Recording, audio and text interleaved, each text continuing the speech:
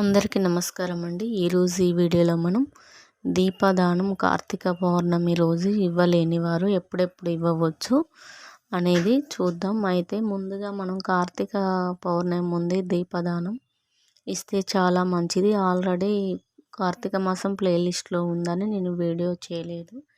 కార్తీక మాసంలో ఎప్పుడెప్పుడు ఇవ్వవచ్చు అంటే, ఒకవేళ మనకు కార్తీక పౌర్ణమి రోజు వీలు పడకపోతే కార్తీక ఏకాదశి, ద్వాదశి, పాడ్యమి, శనివారం, సోమవారాలు ఏ రోజునైనా ఇవ్వవచ్చు.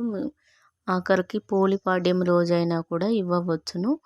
అయితే ఇంకొకటి ఏంటంటే, కార్తీక మాసం అనేది ప్రత్యేకమైన రోజులే కాబట్టి ఏ రోజైనా కూడా ఇవ్వవచ్చును.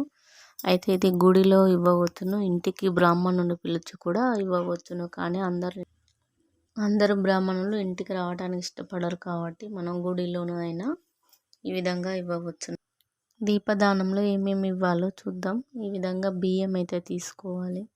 బియ్యంలో మనం ముఖ్యంగా చింతపండు, ఎండుమిర్చి, కారం, పసుపు, ఉప్పు, అదేవిధంగా పప్పులు, కందిపప్పు కానీ వీలైతే నూనె, నెయ్యి, పాలు, పెరుగు, బెల్లం, ముఖ్యంగా కూరగాయలలో తోటకూర, అలాగే ఉసిరికాయలు ఉండేటట్టు చూసుకోవాలి. ఆలుగడ్డ, టమాటా కాకుండా ఇంకే కూరగాయలు ఉంటే ఇంకొక రకమైన మన వీలుని బట్టి మన దగ్గర ఉన్నదాన్ని బట్టి ఇవ్వవచ్చును.